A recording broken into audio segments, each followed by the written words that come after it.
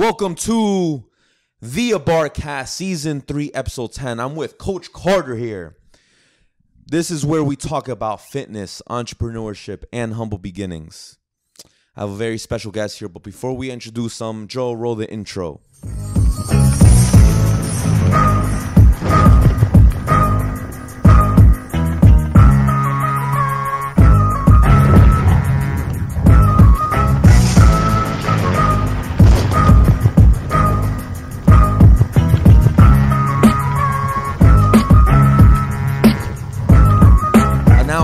Guys, I specialize in fat loss and building booties. They call me the booty doctor, Carter.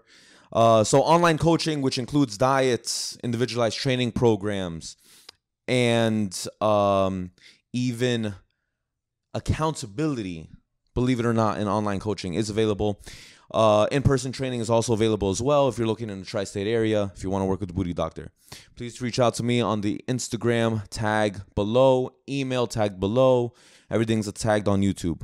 However, fuck that. I have my man Carter here, who is a fitness coach. Carter, I know you, but for people that don't, please introduce yourself to the audience, to TikTok, Instagram, YouTube, everywhere that we're live on right now. What's up, y'all? My name is Darnell Carter, but I go as Carter. It's my nickname, so people call me Carter. So that's me. All right. So, bro, like, what do you do for a living? Talk to me about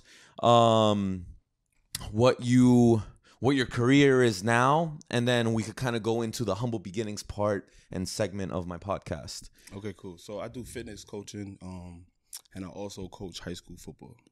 High school, all right. So high school football, and you do online fitness coaching as well. In-person coaching, yeah. And your facility is where? It's in New Rochelle. It's called Lifestyle Fitness. Lifestyle Fitness, got it. So when we first spoke, Carter, you told me that you were an athlete growing up, and you grew up in Englewood, right? Yeah. So from Englewood, New Jersey. I played football coming up. So my background is like athletics and stuff like that. So I played football, basketball, baseball up until high school. When I got to high school, then I decided to just focus more on football. And what was your like go-to sport growing up? You just mentioned that you ended up with football, but like, what was your go-to sport growing up? Crazy to sound, it might not sound believable with baseball. I was really good in baseball. Baseball? Yeah, I was like one of the first kids in Little League around my town to like hit the ball out of the park, and I was nice. I'm not even gonna hold you. Like, wow. Yeah, like for real. So what made you really stick with football instead of baseball? Well, the high school I went to Dwight Moore High School, and at the time, they didn't win a baseball game in 12 years. So when I went there, the team wasn't really that good. It was just, I was like the MVP my freshman year. So I was like, at the end of the day, I might as well just focus on something that could either get me in college for free or just like, go to the next level in college. So I just focused more on football, but I did play basketball as well. Okay. So when you were in school and you were doing all these sports, and it seemed like you were taking it very, very seriously, were you planning on being an athlete as a career, or were you just thinking about, I'm really good at the sport, I'm going to get a scholarship to go to college, and then I'm going to major in something, and I'm going to maybe work a 9 to 5? Nah, I was trying to go to the league. You were trying to make it. I was the kid in high school where you see yourself at like 26. I was like NFL. Okay. Stuff like that. I was 100% league, trying to be a superstar. I was basically like the athlete of the school, pretty much. I was like one of the biggest athletes at the time. I was the only one that got went to D1, homecoming king, prom. Oh, so you were the man there. Yeah, you were basically the man, bro. Humbly, I was. Damn, yeah. Shit, man. Humbly. All right, so let me ask you this, because there's a lot of athletes that I've interviewed in the past, and I've had for clients as well.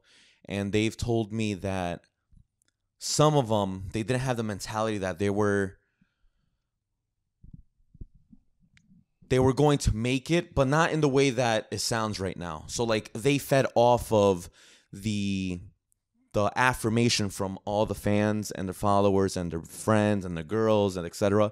That like they ended up starting believing what they were saying. Were you that type of person, or were you the type that, like, no matter what, in your head, you were going to make it, and then everybody else was just a plus? Well, for me, I just love I love sports. Like I love just playing like football, basketball, baseball. So for me, I enjoyed it so much. Like I used to work out. I used to do extra stuff because I wanted to play it. Like I enjoyed playing it. Like back then when I was in high school, like I used to go to football practice, play extra with my boys, and then go home and play Madden.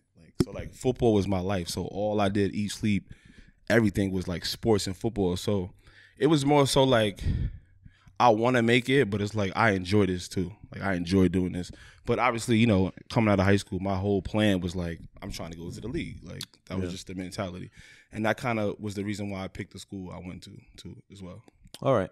So fast forward down the road, you told me that you almost made it to the NFL and you were actually training with the Giants at some point? Yeah, so 2011 I came out of college and that was the year of the NFL lockout. Okay. So like there was just one draft, like the first round, and then it was a bunch of like you got picked up from a team. So I got to work out with the Giants. They never called me back, so it was cool. Then I got a phone call from a team in Iowa for indoor football. At the time, it was called AFL, like arena football, indoor football. So I went out there, made the team, and I did indoor football for like 2 years. So indoor football is from May to like June, and then your off season. Like it's the opposite of like the NFL football. So I did my indoor football, and then when I came home, I was just working out and, you know, bring along people with me. Like, yo, come work out with me this, and the third. Posting videos, this, and the third. So it started out that way. That's how I started. I started with sports, working out. Sports, working out. Now, I watched a little bit of football. You know, I'm sure the people that are watching know football. But for the people that don't know too much about football, or even, let me capitalize on that, the people that are pretty young and they don't know about what happened around 2011 during the NFL, you know, talk to me about the draft. Talk to me about the lockdown. What was that situation? Yeah, so normally the NFL has 7 rounds. So at the time, it was an NFL lockout, and it had to do a lot of different things, like financial things, like owners and stuff like that. So at the time, they only had 1 round.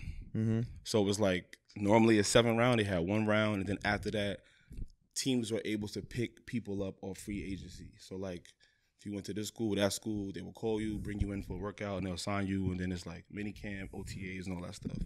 So at the time, it was an unusual year because like normally it's like I said, it's 7 rounds. So if you don't go in the first round, it's second round, third round, fourth round. Did you feel like it was like unfair?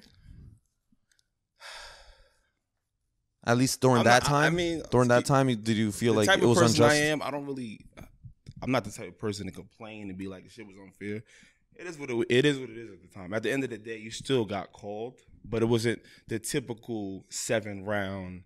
You could get called in the first round, second round, third round, even up to the 7th round. So, yes, it was unfair, but at the end of the day, it was just how it is. Like the NBA had a lockout as well. So it's like, it's just how it is. But if you want to be realistic, it was a little unfair, but, you know, it is what it is. Like, okay. Yeah. So when did you start wanting to become a trainer? All right, so after doing arena football for like 4 years, my 4th year, I had a tryout for Canadian football like league. So I had a game before there. And the game before there, I broke my ribs. Okay. Probably one of the worst injuries. Doing? But just playing in the game. Okay. Like I made a pass rush move, I slid, and the 300-pound guy like jumped on me while I was on my side. Okay. So broke my ribs. So that kind of like changed everything. I was like, because that was one of the worst injuries I had. Like I literally, you don't realize how much you use your ribs for everything. Like standing down, I'm standing, sitting up, laughing, everything. Yeah. Like, so it was like one of the worst injuries, and it was internal. So all you can really do is take like pain medicine and let it heal on its own. Right. With ice, stuff like that. Right. So at that point, I was like, yo, I got to figure out something else I want to do. So one of the things was like, I want to stay around football, but I just like to work out at the time. So my whole thing was like, when I was going at the gym working out, you know, I would bring people with me like, yo, come work out with me. Work out. And then, you know, I would post some videos and like, oh, can I go work out with you? So at that point, I want to say like 2013, 2014, I was like, all right, maybe this, you know, helping training thing is a possibility that I can do. Because I was around working out my whole year. Like I had different strength coaches and I knew about nutrition, working out, like different exercises, this, that, and the third. At the time, I was more sports training though. Like so it's more specific. athletic. Yeah, Sports it's more athletic stuff. Got it. So 3 years after that, that's when I really got into, start doing my research and stuff like that. And I started to train mostly women. Right. So from the get, you were already training only women? No, from the get, I was training athletes. I was training like guys and boys like that. I transitioned to the females like a year and a half later. Okay. Yeah. Why is that? They were the one who was reaching out. Guys are a little prideful. They don't want to. They have the ego until they don't want another guy telling them until they get diagnosed with type 2 diabetes and they're like, yo, bro, I need it. At the end of the day, like, just if somebody's, this is their career and they study this and they know, like, just listen to them. It ain't got nothing to do about that. Like, we're trying to help you out, bro. At the end of the day, it's like we're giving you valuable information. So, but the women would reach out. Like, women have no problem reaching out, asking for how to do this, how to do that. So that's when it transitioned to that. It was just automatic. Like, I just started training women. So I started with like 2 or 3 people, and I went hard for them. Like, pictures, photos, videos. Like above and beyond. Like, yeah, because these were I would say my pride and joy is my first couple people, because it was like, this is how they got me started. And then, like, after like 2 years, then I started to get more clients and stuff like that. Yeah, it's interesting how every trainer has their own story on how they, stumbled upon becoming a personal trainer, and you have had the privilege of kind of having a setback on your career in playing football and then taking a left turn into training, and you were still affiliated with, the football and things like that. And facts, like 100. Like, I tell people all the time, like 8-9 years ago, I didn't like people. Like, I didn't like people. I didn't like kids. None of that.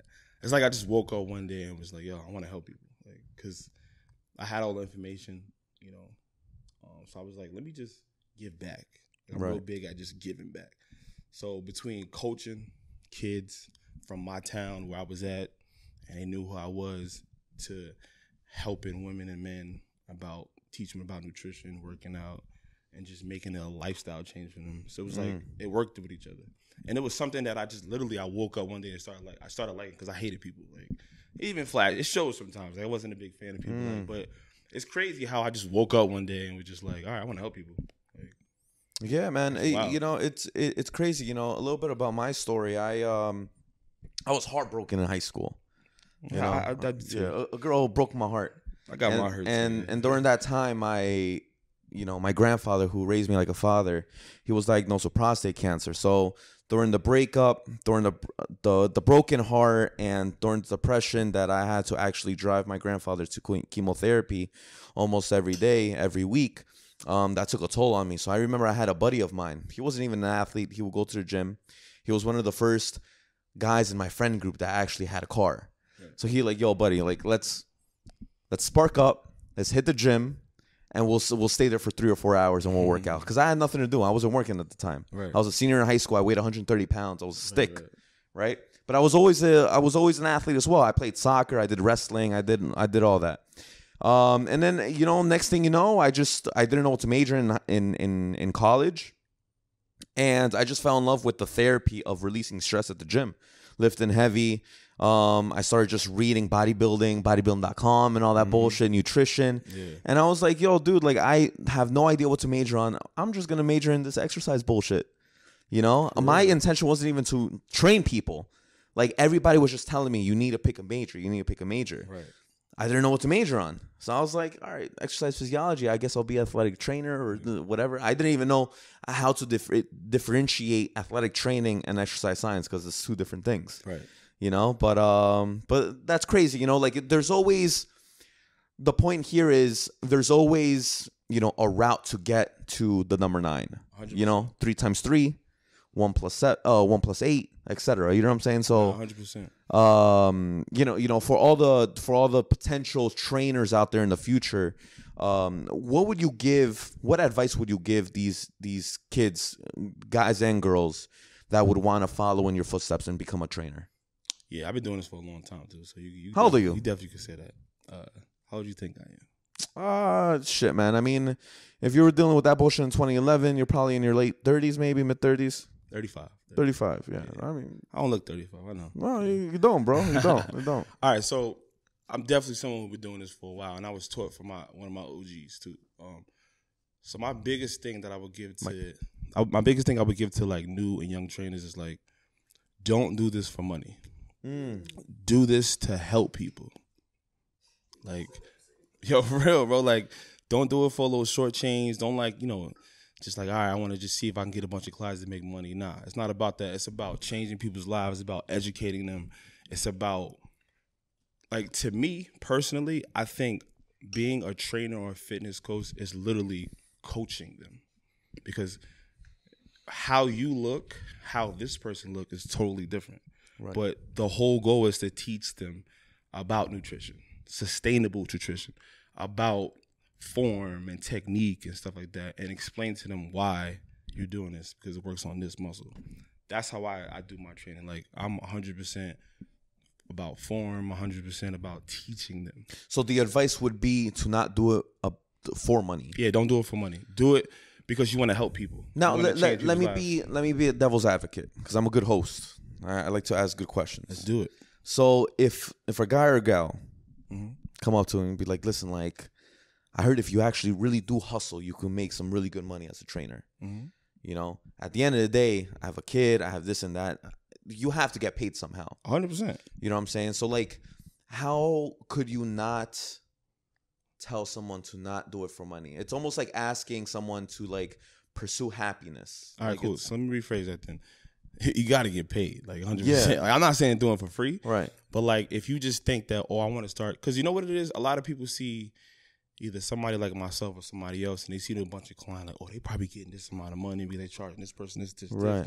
So that's like, I could do that too. Like, yeah. You know what I'm saying? So that's what I mean by, like, don't do it for money. Right. You gotta charge people or stuff like that. But it's like, if you start today, you can't just come out the gate charging people $100 a session. Like, you obviously gotta crawl before you walk. Why not?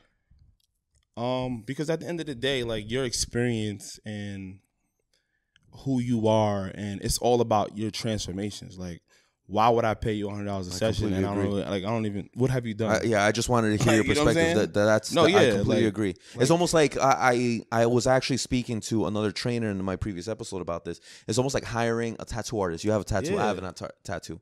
I'm not gonna hire little Jimmy from down the street. He has no track record. He has no book of art. How the fuck am I gonna hire this guy if I don't even know he could draw the Mona Lisa on me when it's a stick figure in his book? Resume. Like, it's a resume. Like, you don't become a rapper just because you say you want to be a rapper. All right, let me hear some beats. So let me ask you this. So when you first started off, were you doing these things for free? Were you doing it very cheap? Were you just working when out I had with your friends? when I had the kids and I had the athletes, it was free.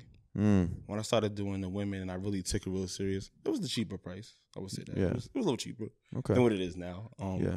But even now, like, I feel like, I don't want to put my pricing out there, even though it's on my website. But at the end of the day, like, we got to get paid.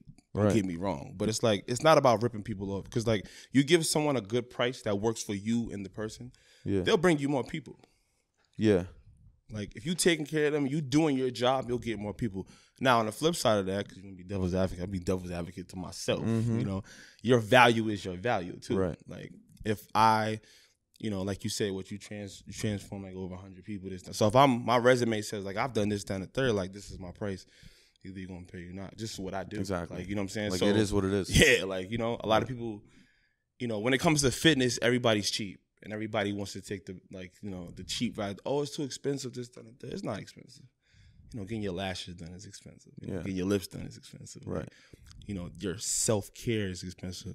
Your health is self-care too. Right. Like, to me, I feel like working out and stuff like that, that's another definition of self-care, because you're making you're healthier. Like, you're making your body better. So it's like, that's self-care. Not getting nails done, your feet done, you're going to buy stuff. No. Material stuff. Like, your health is more important. Yeah. Like, you know what I'm saying? Completely agree. All that shit will be gone, but you need to be healthy. You should be able to walk up and down the stairs like without huffing and puffing. How do you get your clientele now? Is it just word of mouth, Instagram, website? Now, social media. I have a page. I have a lot of transformations on my page. I have a lot of clients who repost me. They see it. They hit them up. They ask. Then I get DMs. Like, I would say 90% of my clients is off of a repost or a referral. Like, Like, you know what I'm saying? I don't have a lot of people that I know. Like, it's just like, all right, oh, you train such and such. Oh, okay. And then they start asking questions and stuff like that. And one thing about me, I'm very consistent with videos, posting content, because it's like. Do you do it personally, or do you have someone do it for you? Nah, it's on me. Like, all my videos, all my everything. I used to have someone who was a client of mine, and she used to like help me with the videos and stuff like that. But now, I do all my videos, like, because this is how I look at it, right? When people see stuff, then they want to try it.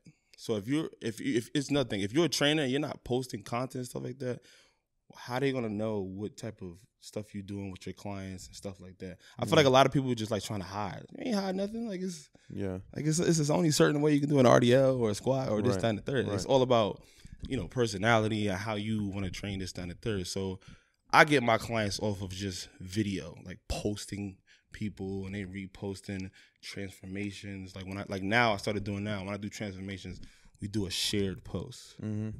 So when the post is on her page, it's on my page too, so they get to see and stuff. Do you have any, you train a lot of women, I train a lot of women, and for a woman's Instagram page, that's not cap. It's very, very like, it's an intimate thing because they like to have some type of like theme and all. Sometimes the theme doesn't go with their page, and it's almost like a wrestling match. It's like this and that. Like, do you have a certain incentive? Nah, I don't force it. Like, no? I ask them, they say yeah, cool. If not, then cool. It's what it is. Like, all right. But like sometimes they have it on. I get what you're saying. I get it. Take it off. Like sometimes it's like they'll do it.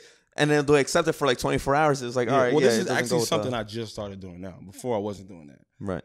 So like now I started doing that. Yeah, and that just feeds the algo, bro. Yeah, 100%. Michelle, is there any questions on TikTok or the grams, my page or his page, before we move on?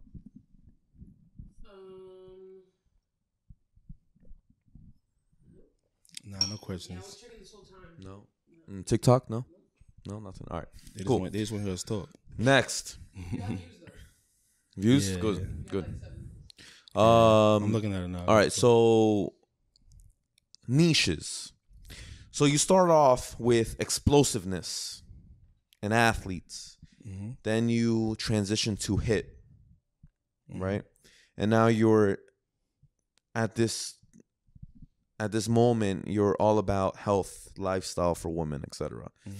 Mm-hmm. Why was there a shift or transition in niches throughout your career? I believe because training has changed, like fitness has changed. Like I would say 2 years ago, people weren't in the gym as much as they are now. Like people aren't posting content. So I go off the transition of how fitness is going. Like personally, I think strength training is in right now. Bodybuilding is in. Like that's the thing. So I kind of like incorporate a little bit of strength training, body training, along with high intensity at the end of the day. So it's like certain exercise you have to do, but I like tailor off of what's in right now. Because like my training style has changed from like today to even 2 years ago, 3 years ago. So I evolve as a trainer. Yeah. So every year I'm like evolving, trying to figure out ways how I can help my client, trying to figure out ways where I can make them the best version of them and stuff like that. Let me ask you this. Now that it's all about health and lifestyle for women, do you think it's because, like you're a little older now and you kind of understand the aspects of, how important health is? Or maybe even like the demographics that you have, maybe the spectrum, it's a little bit more geared towards like late 20s, early 30s, early 40s instead of, the young ladies like 21, etc. Yeah, 100%. Well, one is my age and I'm more advised, and it's like social media. Like, you know what I'm saying? Like social media is the devil. So much comparing, so much this, that, and the third. So my whole thing is like, you gotta make the best version of yourself. Don't compare yourself to this person. Like make the best version of you. It's too much comparing. So my whole thing is just like, let's just focus on your health. Because at the end of the day, you really not going to lock in like you're supposed to. You know what I'm saying? You're still going to go out to eat. You're going to drink. You're going to do all this other stuff. So it's like, instead of trying to like put yourself in these quick diets and like stress yourself out, just live a healthier lifestyle. So I'm trying to teach you about nutrition and why you should have this food versus that food. and then living that. I'm real big on living an 80-20 lifestyle, 80% healthy and fitness, and have a 20% of enjoying yourself, like, Right. you know, stuff like that. So I believe that, like, one, because I'm a little older, and it's like that's more important, that's more sustainable. Your health is way more important than trying to look like her or trying to look good for your birthday or trying to look good for that. Mm-hmm. Like, I'm more about keeping stuff sustainable, like having a healthier lifestyle. Yeah. You know, my niches have changed as well. When I first started, it was all about, you know, the aesthetics, bodybuilding and all that. I think it was because of my environment. You know, I started off working at a commercial gym like LA Fitness, and a lot of, you know, men and women there, they would be all about just building size. And I was young. So all I wanted to do, since I weighed 130 pounds, you know, a year, 2 years prior, was be the biggest guy in the room. Right. You know what I'm saying? So because I was in this like mood where I wanted to be the biggest guy, that was my idea with my clients. And then just down the years, it transitioned into health, then you know, well-being, health and wellness, especially when I was working at the Verizon headquarters in Baskin Ridge. I was a health and wellness coordinator there. So I was like in the corporate setting where, you know, you would train more of the older demographics. And then now it's, you know, I just found my niche. Like all of a sudden, you know what's crazy? Like my niche is, you know, the booty doctor. I build booties and I fat loss. But there was this one day where during COVID, or the vid, I don't want to get canceled. So during the vid, you know, I was making my website and I was, you know, really trying to establish Abarca Fitness. And I'm going through my photos and I'm trying to make a whole album of my transformations. And I was doing it with my girlfriend at this time. And I'm like scrolling through and I'm like, dude, all I see is just a bunch of like... Got a girl. Yeah. And then all I see is just like a bunch of like transformed ass cheeks and fat loss and ass cheeks and fat. I was like, yo, like, this is my thing. Like, you know what I'm saying? So I kind of like discovered my niche and it just went from there, you know? Yeah, I mean, don't get me wrong. I definitely got some transformations too. And, you know, I've definitely built some bodies. I'm not going to say booties only, but I built some bodies. But yeah, like the thing about it with me is just like, you know, being mentally there is just as important too. So like my whole thing is to try to fix people's mindset, because people really don't have the mentality to really put the work in they're supposed to get the results that they actually want. So building their mental and explaining to them like, yo, like you have a strong mental, you know, this is what I tell my clients all the day. Like, I'm the GPS, you're the driver. Like I'm going to give you the information, what you need to do to get where you are, but you got to do it. Mm-hmm. Like, I'm telling you what to do, but you working out. Like, so you dictate how hard this work is going. I can yell at you. I can tell you like, come on. But if you're not pushing yourself, you're not pushing yourself. Yeah. So it's like that mentality, and that comes from my athletic background. Like, you know what I'm saying? As a player and as a coach now, I'm all teaching about mentality. Like, it's all mental. You'd be surprised what you could do when you put your mind to it. Yeah. Have you guys ever had someone get emotional during a session? All the time. Oh yeah, definitely. You're almost like you're like a psychologist. 100%. Like maybe 75% of the time it's psychology.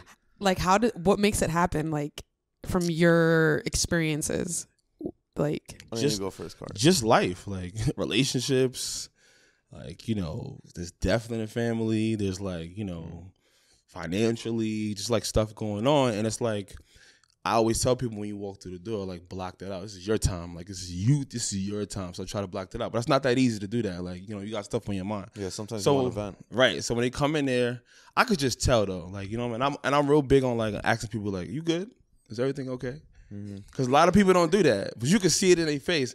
And one time I said that and she started boo-hoo crying. Like, because she needed that. Like, you know what I'm saying? It's always that one question like, are you okay? Right. Yeah. But we don't say that enough, man. We don't say that enough. And then when we do say that, it's, oh, I'm good. Like, you're not good. Like, you know what I'm saying? We got to feel comfortable. And I was having a conversation with my boy. We got to feel comfortable about mental health. Like, it's being depressed, being mental. Like, it's real life stuff, yo. You got to be comfortable talking to people, and you have to just express yourself. Like, because keep saying I'm good, you ain't good. Yeah, you know what it is? You know, us as trainers, especially if we're training these people the more than 2 or 3 times a week, we have the privilege, because they have busy lives. Us trainers, we have the privilege of sharing their me time with them at the gym. Right. So if their me time is a stress relief, whether that is physical exercises or even just speaking about their day, speaking about their relationships, speaking about, their issues, they just close their business, they're bankrupt, or, they're having issues with their kids. Like sometimes you just got to be their ear, and, it sucks, like sometimes, growing up when I was majoring in this in college, they were kind of telling us to kind of like stay in our scope of practice, but you can't really do that when they're really sharing all these things and they want some advice. And sometimes you can put yourself in their shoes and just be like, listen, if I was in your shoes, I would do XYZ. Or sometimes they just need an ear, because they don't have ears at home. They only have an hour of their day to just focus on themselves because they were working all day, and then when they get home, they have to be with their husband, they have to be with their wife, they have to be with their kids, and there's no me time no more. Yeah. You know what I'm saying? So you have that privilege as a trainer. Nah, I mean, I'm a type of trainer who actually cares about my clients. Like I ask them questions, like I'm checking up on them, and stuff like that. Like I build relationships with them. One of your trainees said that they cried after squatting 310. Oh yeah, Christina. Yeah. She just wanted to share it's that. like she's strong. Shout out to you, Christina. 310, that's crazy. Yeah, thanks. Man, that's more than me. You're stronger than me, girl. God damn. Super strong. I'm with the 50 pounds. God damn. No, it's actually on my Instagram page too. Yeah, you're doing that. Yeah. No, but that's Michelle. That was a good question. Yeah, it's crazy. You're almost like you're a part-time psychologist. Yo, what? It's crazy. Especially dealing with women too. Like But since we're talking about emotions, we're talking about training women and clients. Carter, are you single? I am single. Yeah. All right. So, now that we're both in the 30s, right? And we've been around the block, and we've been, we've have our stripes as a trainer in this career, right? 100%. Talk to me about the issues you've had to overcome in your career during your relationships. Because there's always those girlfriends that have an issue with you training girls. All right, so and all that shit. To be very honest and transparent, it's a 50-50 issue. Like, it could be her being a little insecure, or it could be you not making her feel secure. It's a combination of both. Like, I ain't just gonna blame the females. Like, that's a good answer. It is. Damn, I wouldn't have thought about that answer. Nah, because I would have been like, yo, it's not me. Yeah, of course. It's easy to point the finger, but like, it's our job as the man / trainer to make her feel comfortable as well. Like, it's something that I've learned. Not saying that I was always that like that, but I've learned that. It takes a secure woman to deal with a guy who trains women, 100%. Because a secure woman, like, she has to be super secure with herself, like 100%. Because like, if you're a little bit insecure, you're not happy with your body, and you're not doing nothing about it, it could be a little intimidating, and it can always be like, if you're looking at her because of this, that, and the third. It's like, listen, are you helping yourself? Are you trying to fix that? Carter, let me be devil's advocate. Okay. It's very, very difficult to find a girl who is secure enough to be in a relationship with a personal trainer, and yet alone on top of that, only trains mostly women, and sometimes you end up turning fives into dimes. It's crazy. Okay. So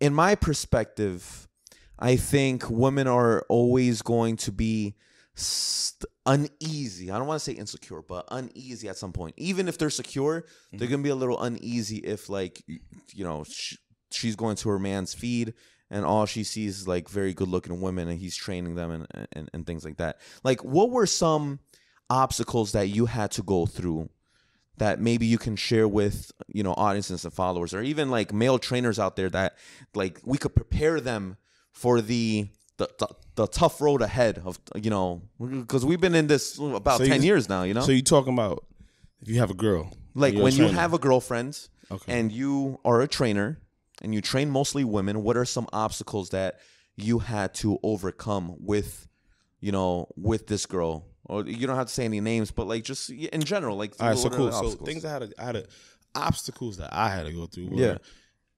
like I said, I'm a personable trainer, so I build a relationship with people. Right. People become friends and they become cool. So my advice is to, just like just keep it straight, trainer, client. Professional. Yeah, because it's not that it's unprofessional, but like I said, you spend a lot of time with them, so you build a relationship, they feel comfortable. Right. They consider you as a friend as well. And like, fam, you know what I'm saying? Right. definitely. So like if you're not explaining that to your girl, then it could look like, well, why does she feel like she can do this and do that?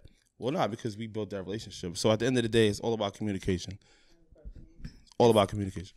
So if a woman that you're in a relationship with were to say, I feel comfortable with all of your clients, I just have to meet them at first, would you say that's possessive, controlling? Have to meet them? Like she has to be introduced. Like what? Come to the gym client. and like, hey, this is such and such. Like Yeah. You know, that's extra. Nah, that's mad extra. For me, I try not to involve my personal life with my business. That's mad extra. So like, yeah, no.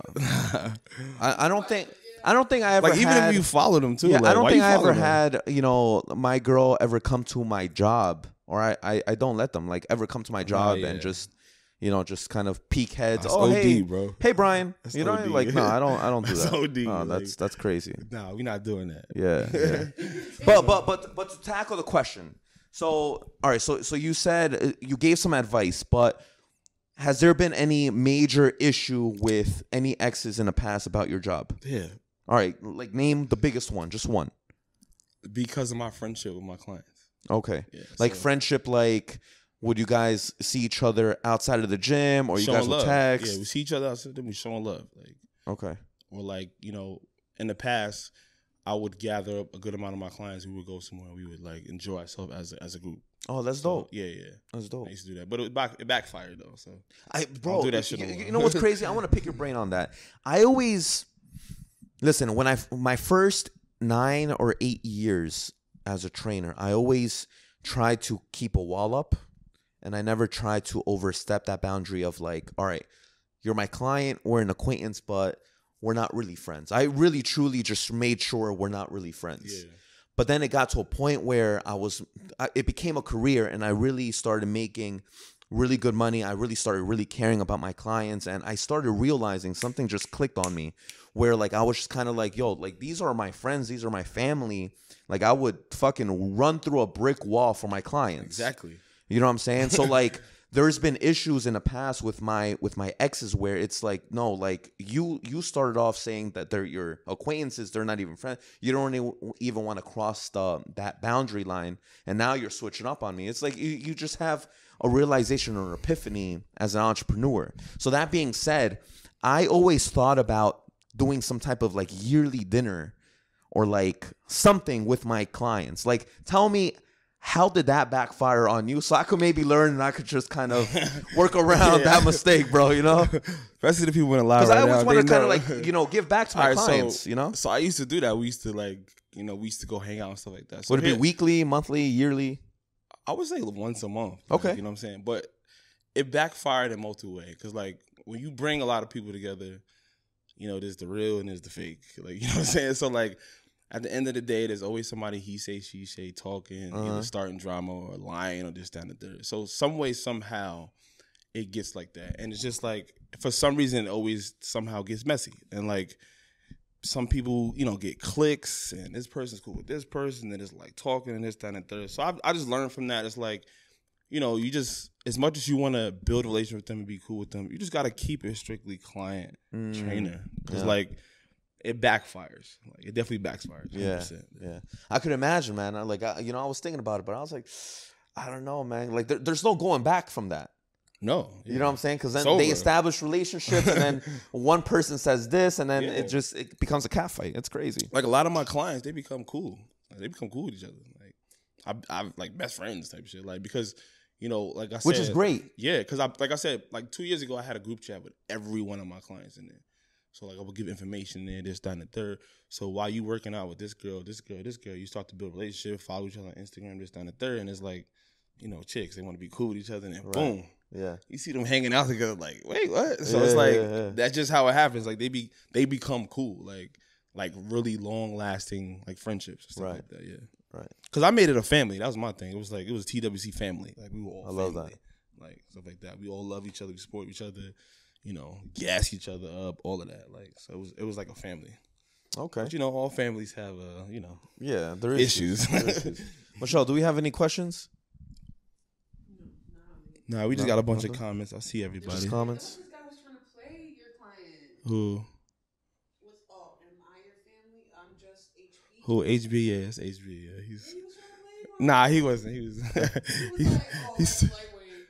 Yeah, like for her. Like he was saying, like that's lightweight for her. Like she's strong. Nah, I wasn't. Nah. Yeah, that's my guy. That's the guy I work out with. All right. What's the funniest training story you have? Oh. So when I first started training, when I had my couple of clients back in the day, we used to train at facilities, and they had like a little back area, so I used to stretch. So like, single leg, knee to chest, stand at third, ankle grab, stand at third. Yeah. So I told her to lay on her back and put her knees on her chest. When I pushed her, she farted. I've never seen it again and never heard from her again. She disappeared. But it wasn't a fart. It was like air. It was like, how we getting stretched and you just smelled the what? Like Chinese food? I didn't smell anything. It was just air. But you heard it. It was quiet enough to hear it. Yeah, it was like. And did she turn red? Did she leave? Super nervous, yo. Yeah. Super nervous. She didn't even finish the workout. Well, it was at the end. Oh, it was at the end. Okay. Yeah, it was at the end. That was pretty funny. Like, oh shit. Yeah. It was, did you smile? Like, did you try to play it off? I mean, I wasn't looking at it. I was just stretching her, and I was just like, Yeah, that was. I tell people that story. Dude, I had the funniest story too. It was basically the same thing, but my girl was doing pull-ups. Yeah. So she had a band around her foot. She grabbed the bar, and I was spotting her from the back. Mm-hmm. So this girl's pulling up.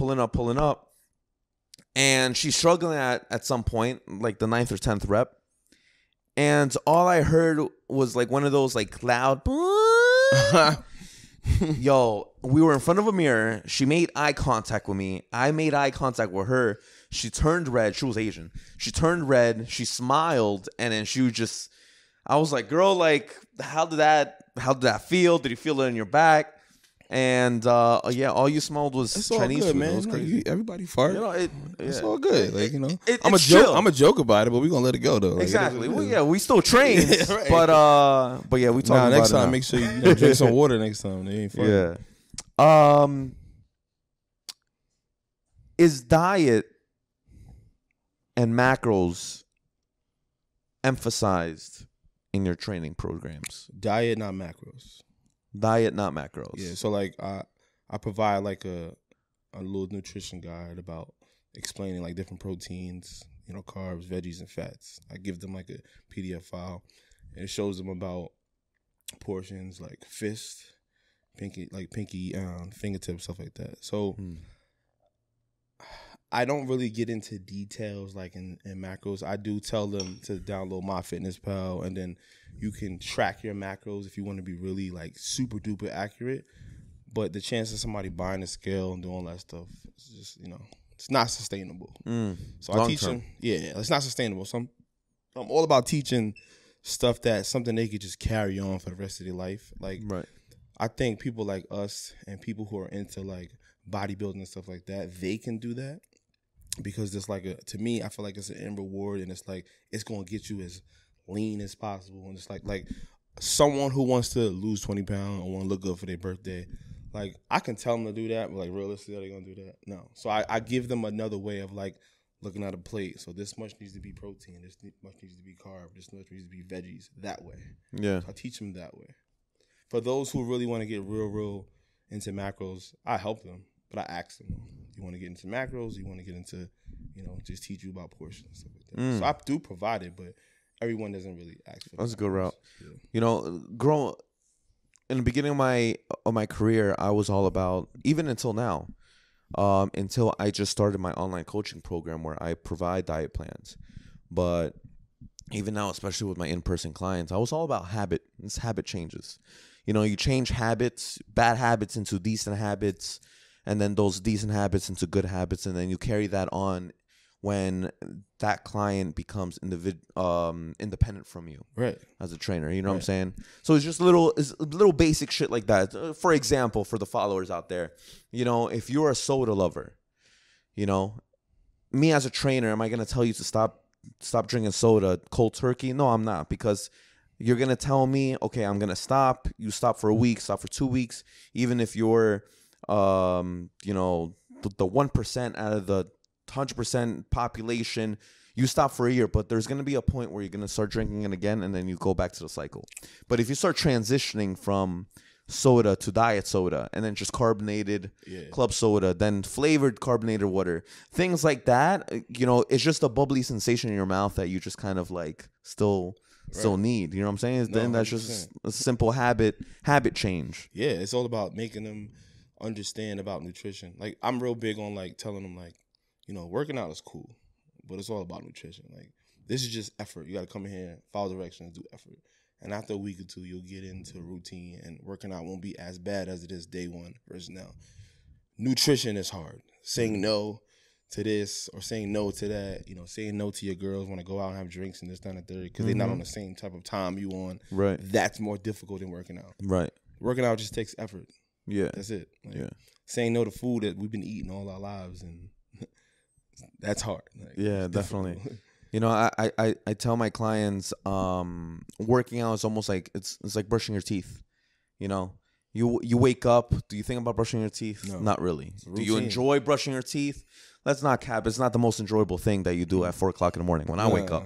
You know what I'm saying? So like, but you still got to do it. 100%. You know, so it's working out. Do you enjoy working out? Some do, some don't. But you still have to show up, do something, you know, for your health, for your goals, etc. That's discipline. Yeah, exactly. And that's different from motivation, because motivation is a mood, and motivation changes, and it depends on your mood. My God. I had to explain that to somebody yesterday about, you know, I want to come to a training because you motivate me. I'm like, all right, cool, I can motivate you, but you know, it's all about discipline. Yeah. Just like how you wake up every day and brush your teeth, and you wake up and you know you got to go to work because you got to pay bills. Right. You change that same mentality as to fitness. Like, I gotta put my time in the gym because I have to, because I want to, versus being motivated. Nobody's motivated every day. Yeah. Hell no. Yeah. Life would be easy if you was motivated. Exactly. You think you're going to be motivated to go to work every day? It's a discipline. Yeah. It's a discipline. I got to take my ass to work because I got bills to pay. Mm-hmm. Like, you know what I'm saying? You don't need to be motivated to go to work. You know, you have to go to work. Exactly. Bills got to get paid. I completely agree. Carter, I have this segment on my show where I like to ask random entrepreneurship questions. Let's do it. And since you're a trainer, I'm going to throw in some trainer questions as well. Okay. This is random. Is being or becoming a trainer for everyone? No. Why? Because like I said at the beginning, I feel like people don't do it for the right reasons. So like, again, if you're not willing to help, and to me, I feel like being a good trainer is someone who can give the person information and make them buy in and follow the direction. That's how you're a good trainer. Not just giving them workouts and just stand there. Like, you have to teach them and make them learn and make them do it. Right. So like, if you're not willing to teach and coach, then I think you won't be successful. Like, it's all about teaching and coach. Because like I tell people all the time, you're never going to have somebody that's going to be with you 365. Like, you know what I'm saying? My whole goal is like, I'm a teacher, you're going to come. At some point, I'm pretty sure you're going to stop due to financial, you move, this, that, and the third. But as long as you stick with it, and as long as you take the information that I give you and you still do it, that's satisfying for me. Right. So like I said, if you're not willing to teach and coach people, it won't be a long thing. Yeah. If you're just doing it just for fame, for just likes and just, social media shit and a little bit of change, that won't last. Yeah. Like, that's just my personal opinion. Yeah, and there's a huge difference between trainers who look at this as a job, like a ShopRite job or a cashier job. They don't really give a fuck. And then there's trainers out there that really choose to make this a career, like us. You know what I'm saying? No, I enjoy this shit. I enjoy working. Like down the line, not even work for me. Down the line, I still imagine myself doing this part-time until I'm older. Yeah. Part-time. Maybe like 5 or 10 clients that I really, really like, that I enjoy training.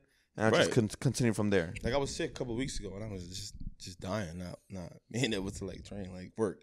Like even when I go on vacations, I can't go more than 4 days because it feels weird. Like, I'm so used to doing it. Right. I don't consider it work to me. It's just waking up and doing something I enjoy doing. Like I enjoy motivating them. I enjoy like taking videos of them. I enjoy, gassing them up and boosting them up. Like I enjoy that stuff. Like, I love because that. it's all about making people feel happy. Like I feel like that's the job, along with all other stuff and stuff like that. But it's all about like making them feel good. Because 9 times out of 10 they probably coming because, either stress reliever or they want to get some way. So let me help you by teaching you, and then gassing you up a little bit. We all like a little gas. Exactly. Yeah. Some affirmation. Yeah, for sure. Should everyone have a trainer? I think you should experience at some point in your life. I like that answer. Why you say that? It's good, valuable information that you can have and you can take with. Obviously, you can always look through Google, but I feel like just getting some information from someone like LeBron James has a trainer, like you said, right? So he can have a trainer. Then Exactly. we all can have a trainer, like you know what I'm saying. So I think experiencing is a good thing. I tell people don't depend on a trainer though. Like don't depend on a trainer. Like I can't function without a trainer. Why you say that? Yeah, because he might not be available. So what you gonna do? So if he's not available or something happens, then you're stuck when you can't do anything. Like, do you tell your clients to work out on their own as well? Yeah. Right. So like, you're not available for this week. They depend on you. So for a week, they're not working out. That's true. Like, you can't depend on me. I'm just an additive to, but working out on your own, like being disciplined, getting up and getting after it, that's important as well. It's going to make the process go easier and faster by doing your part too. Should you work a 9 to 5? Should you? Yeah. Well, I mean, whatever your situation is, and you gotta get money. Me, or you just mean in general? Like in general. Should a person nowadays in 2023, where how the habitat, is in the Western world, should someone be working a 9 to 5? If you don't have a talent and you don't know what you want to do, yes. Like if you have a plan of what you want to do, like I want to be a graphic designer, I want to be a photographer and stuff like that. You have a plan. Obviously, if you got to work, stack your bread up to start up your own business, do that. But if you're just like a person who doesn't know what they actually want to do, you need a job, you got to pay bills, yeah, get 9 to 5. Everybody don't have that thing. Everybody doesn't have I think my talent is coaching people, helping people. I don't think everybody doesn't have a talent or they haven't figured out their talent. So you can't not work. You got to work unless you're a child. Right. And you don't got bills. So, right.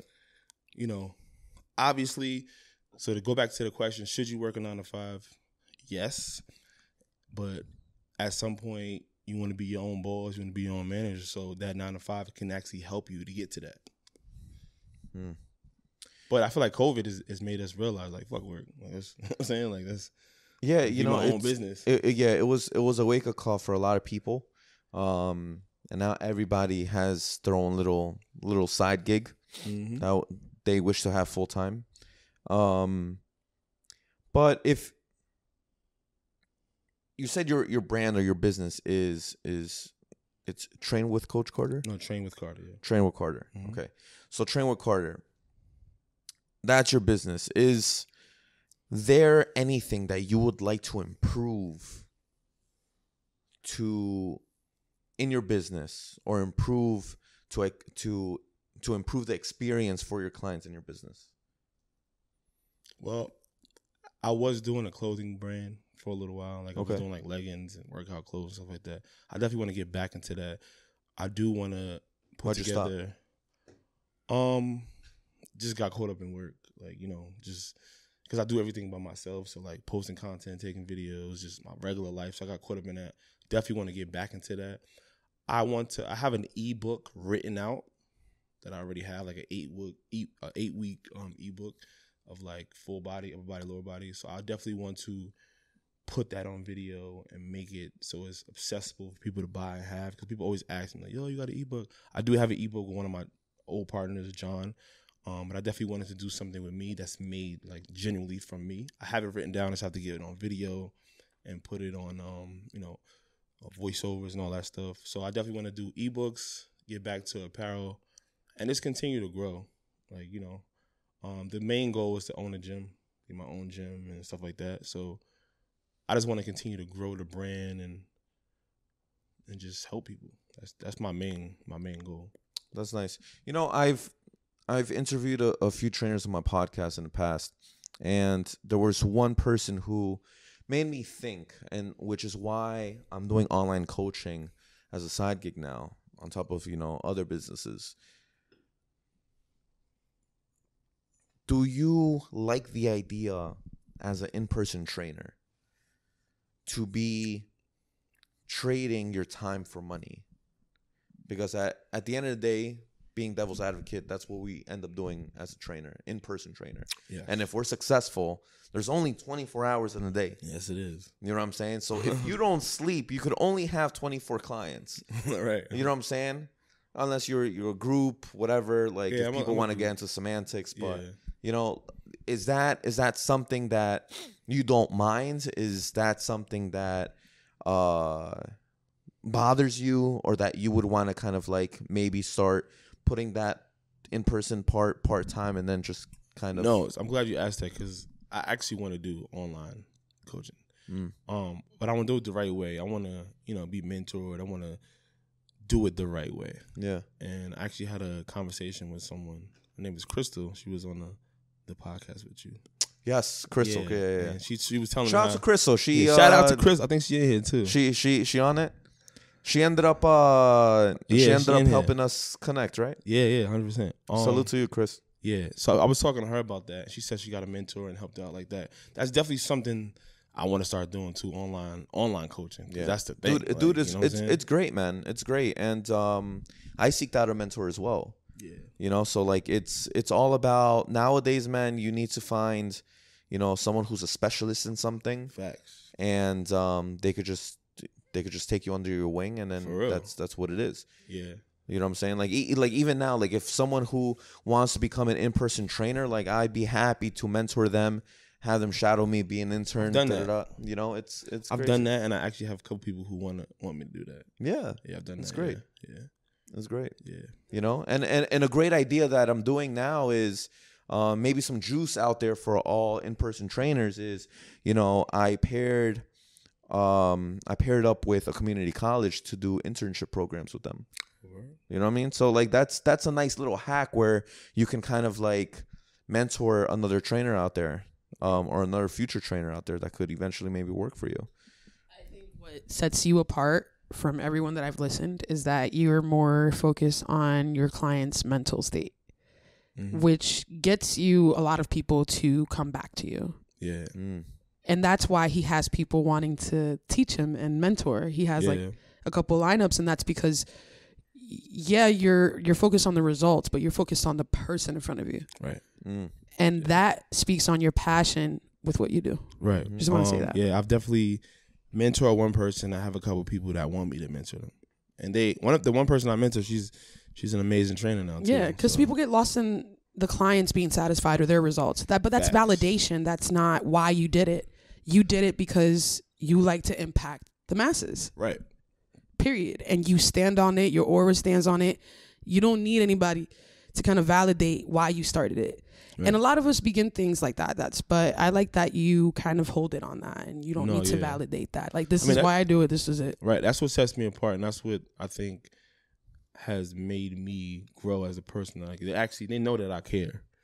Like, you know what I'm saying? They know that I'm like genuinely care. Like, I'll take my shirt off my back for them. Like, I ride for them. Like, you know what I'm saying? Like, super territorial. Like, why are you going over there and training with this person? Like, So, they know that I actually care, and it's not just about money, videos, and all other stuff. It's like I actually care about you getting to those goals and you changing your life. Like, so.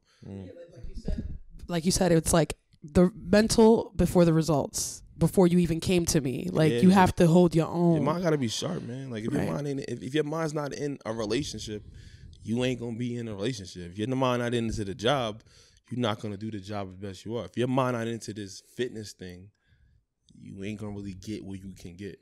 So the mental thing is important. Like, so if you're a trainer and you're focused on the money aspect of things, you're missing it. Yeah, I mean, it can only go so long, like, you know, and yeah, you can be successful for a short amount of time, but after that, man, like there's just gonna be another wave that you're gonna try to hop on, and you're gonna be like, oh, I want to hop on that wave, and then you're just gonna forget about training. And then there's a lot of egos too, man. Like, you gotta put that down, bro. You ain't the best trainer in the world. You can feel like that, but that's cool. But let's relax, bro. Like, you know what I'm saying? Like, let your work speak for itself. Right. I feel like your personality is like the MLK to trainers. Yeah, like that's what works out for him. I'm serious. That's his clientele. Who, me? Yes. Oh, 100%. The MLK to trainers. 100%. Like personality. But you won't spend too much time motivating. You just be like, listen, we got pep talking. Who, me? Was good. Yeah. Oh no, I motivate. But that's what I'm saying. But you won't overdo it. You won't have like 2 hours of that and then 15 minutes of working out. You just do we enough. definitely get to work, but it's we definitely get to work, but it's just like I'm mentally helping people out too though. But like I try to make it fun because you probably here. You really don't want to be here. Like so let's make it fun. Like put your favorite song on. Like you know what I'm saying. Yeah. Like it's the little things that the clients actually do appreciate. Because some people don't like them drill sergeants. They don't like the yelling at you and being all serious and shit. Like make it fun. Like you know. Yeah. So, because again, like I said, we it's we have a privilege of being part of their me time. You know, what was the biggest business risk you've ever taken? 3 years ago. Well, COVID, because I just became a full-time trainer. Okay. COVID made me become a full-time trainer. All right. What were you doing before? I was actually a parking enforcer in Englewood, New Jersey. So I was giving out tickets. So what I used to do is I wake up at 5. I used to train from 6 to 7. I used to walk across the street because that's where it was. It was close to my gym. I used to do a piece of parking enforcer, great benefits. Like I'll get a tour my ACL and pay $10 copay. Like it was great insurance. It was a check. I needed a check. Like because at the time I didn't have as many clients as I do now. So I would do 6 a.m. to 7 and boom, go right across the street from work 7 to 3, and I would do like 3:30 to 8. And you would think I would be making more money doing that, but I actually make more money now than I was then. So it was a huge leap because it's like, you know how it is to train. If you ain't hustling, you ain't getting paid. Ain't no steady check for us. Like, yeah. If you ain't got no clients, you ain't getting no money. Yeah. And that's one of the reasons why I went to online coaching, because that's just automated payments, you know? Yeah. But I like how you brought up the vid. So how was the vid treating you business wise?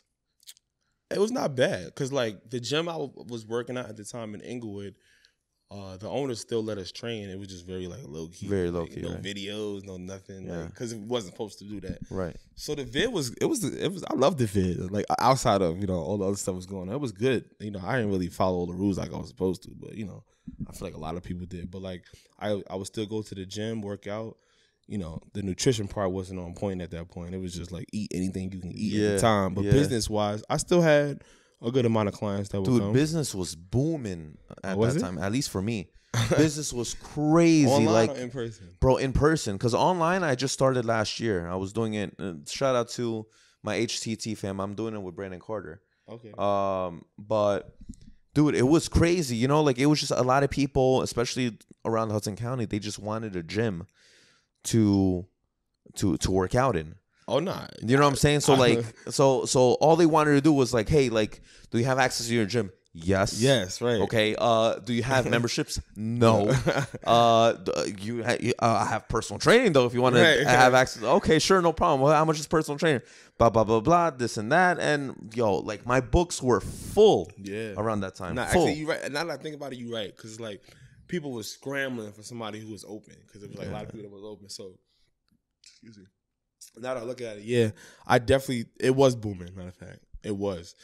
It wasn't how it was now, but it was definitely. I had a good amount of clients. It was like, fuck it, I'm still coming. Like, you know what I'm saying? Like, I never really got into the lives and stuff like that. Like, I'm more of an in person. Like, I have to be in there. I have to correct. I'm the same way. Like, you know what I'm saying? Like, I can't just. You done virtual classes. Here we go. Right? I've done that, and I'm just like, all right, dude. It was terrible, bro. boring, terrible, boring. All right, I'm trying to explain to them because I'm real big on like demonstrating Yeah. as well as talking. Like do this and then do that, but and then I'm demonstrating and right. showing you, and they still don't pay attention. But like Yeah. doing it on a video is like, what? You got to move the camera back and demonstrate. Right. Nah, I hated that shit. And then it's like, hey, do you have this or that? No, you Right. don't? Okay, all right, I'll just go fuck myself. Nah, I never really got into that. Dude, it was the worst, man. I It commend was the all the worst. people who do the virtual and all that stuff. God bless you. It just You know, ain't and during that time, it was insane. Like, I felt like a hypocrite, to be honest. Like, I would tell my clients, hey, you have to work out 3 or 4 times out of the week. And I would only work out maybe once or twice a week. And then I would go to sleep at 10 a.m. in the morning and wake up at 5 p.m. Like, everything was just all crazy. All crazy. Eating whatever you want, just like going crazy. Yeah, man. COVID was fun though. Outside of It was. It's one of those things where we're never gonna see again, man. We're never gonna see that. Sure. I thought that's what life was gonna be like for the rest of our life. That was scary as shit. You think so? Yeah, I'm like, we're gonna wear masks for the rest of our life. All of that. No, you know, in the back of my head, I kept telling this. I kept telling this to my girl, to my family. I'm like, really, really enjoy this moment in time, because in a year from now or 2 years from now, we're gonna think back and we're gonna be like, fuck, I wish I was scratching my Going ass. crazy for toilet paper. Collecting paychecks. Going crazy for toilet paper, You know? and wipes. Now we back to being nasty and shit. Yeah. All right. Carter, do you have any questions for me before I start closing out? Michelle, do you mind bringing me a bottle? Oh, it's right here. I got it. Don't worry about it. Oh. Do I have any questions for you? All right. First question is, Yes. when you invite me back for the spicy questions. That's a good question, man. I like to talk. You know what's crazy, man? I'm not gonna cap. So last week, I had some issues with, some personal issues with my grandmother. She got sick. She was in the hospital, and it was very tough. I had to cancel an after hours. Okay. And then another situation happened where I don't know. I had to do something for my new business. I started a new ATM business. Okay. So I started, my third business, and then, now all of a sudden, I think this week. I think because it's fuckboy weather, bro. You know what I'm saying? Like everybody just wants to be out and about. FBW. You know what I'm saying? Like it's the fuckboy weather, bro. So now it's tougher to schedule girls Because they out and about. because they're out and about, or like they'll confirm and then they'll just be like, oh hey, like something happened, and then like instead of 5 girls on the panel, You need some people. I got 2. people, bro. And then like I'm like I can't really get. Like I've had 2 girls on panels in the past, and I'm like, it's not the same as like 4 or 5. You know what I'm saying? If you need some people, I got some people. Yeah. Yeah. Oh, bro. Yeah. And they spicy. They could talk. Big bro, spice. we gotta. Yo, I might do a Red finale pepper then flakes. next week. Then I don't know.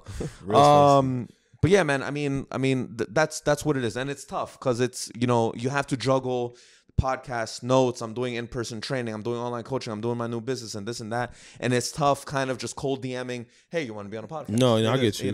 It's tough, man. One thing I want to say. I'm not trying to like fluff you up, but I really appreciate, one, the opportunity, and 2, how you run it. It's very professional. It's very like, professional. So it's like I'm learning from that too, because it could have been, very like half-assed. Right. Like, what I'm saying? Half-assed, Like, just ask stupid, random 100%. questions. Like, so like for everybody who's interested to come with this guy, like he's doing it the I right appreciate way, it, Carter. Thank you. and definitely comes good setup, good vibes, good questions. Good Yeah, and you know what it is. It's even the ladies that come here, they have a blast. I take care of them. I'm an amazing host. Right before, they're sipping, they're drinking, we're talking our shit, and then after, sometimes they even just stay after, and we're talking shit for like an hour, 2 hours. Yeah. And then sometimes if they're, I'm not. If they're chill, we might go across the street. We might do Pier 115, and then food and drinks might be on me. If I'm in the mood and if they're nice, Right. and I take everybody out. But bro, listen, Carter. What's next for you? What's the next move? What's coming up? Any new moves coming up? I know you said you had like the clothing brands, but anything concrete that's coming up that you would want to promote? Yeah. I'm at the gym that I'm at. We're expanding. Okay. A bigger location, so it's gonna be fire. So I think that business is gonna like escalate with that. That's dope, bro. What's next for me? I want to start doing small podcast stuff. Like that's something that I really want to do. I watch it every single day. This is my actual first one. like I said, I do little ones with one of my boys where I have a mic just down there. Like, I'm really into talking about sports, life, and one thing about me, I'm not like one-sided. Like I'm like, I give both respect because sometimes we ain't shit too. Like, you know what I'm saying? Like women, they ain't shit. Sometimes we ain't shit too. Like, so I'm not just like pro men. I'm like 50-50. So I definitely have a lot to say and I want to talk. So yeah, man, it's you know it's nice. You know, there's podcasts out there that, you know, the goal is to shit on women, but you know, my goal is to make women think, make you know, be neutral and just kind of like hear them out, what their perspectives are, and then there's not many guys out there that have a conversation with women and their goal is not to sleep with them. Yeah, their goal is just to talk about relationships. Yeah, to keep it a buck. You know what I'm saying? It's a bunch of lames out at the end of the day, I'm gonna just say this. At the end of the day, women fall in love with their ears and men fall in love with their eyes. Yeah. You know what I'm saying? Because at the end of the day, some men, well, listen, most men will just corny. They're corny. They'll say their shit. They'll lie to women, and then at the end of the day, they believe it and they fall for it, and then it gives honest guys like me and you, Carter, you know, a bad name. But my goal is to just, you know, be neutral. You know, my goal is not to hook up with these girls. It's just to kind of like have an adult conversation about relationships and dating, exactly. And you know, like to go back on it, like it's a lot of lame dudes who have no game, who don't know how to talk to women. And on the flip side of it, it's a lot of women who think a little highly of themselves. And they need to humble themselves a little bit. Like, so it's a combination of both. And I want to speak on both of them. Oh yeah, bro, it's crazy. Like a lot of people need some education. Like you'd be surprised. Like I'll ask some girls. I'll be like, hey, like, what do you rate yourself? Oh, I'm 10. I'm perfect. And it's like, yo, like, yeah, I know. Why you single then? There's no room for perfection. Yeah, you know, there's no room for improvement. They're like, oh no, like, I'm an old soul. You know, and I'm just like, and I'm like, yo, I don't ask on camera. I asked once though. I asked once. But he didn't ask that on my episode. No, not on yours. I think if he would have asked on my episode, I think it was a fan favorite one. I think. Yeah. It was a fan favorite what was episode. The question? Sorry. The question is, how would you rate yourself as a woman? Yo, I asked somebody that and they took that offense. Like, why? I would. I don't. I mean, you would too? Bro, I'd be honest to rate fair. Myself. I mean, I wouldn't take it to an offense if I'm secure with myself and I know what I can bring to the table. But no one's ever going to be secure. Like that's where I was kind of going back and forth with Carter earlier. Right. It's like, you know, in the past, like no woman is going to be secure dating a trainer. Like, let's not count. Like, so unless they're a trainer. Unless they are a trainer. So I can ask you a question. Why would you take offense of a guy asking you, would you rate yourself?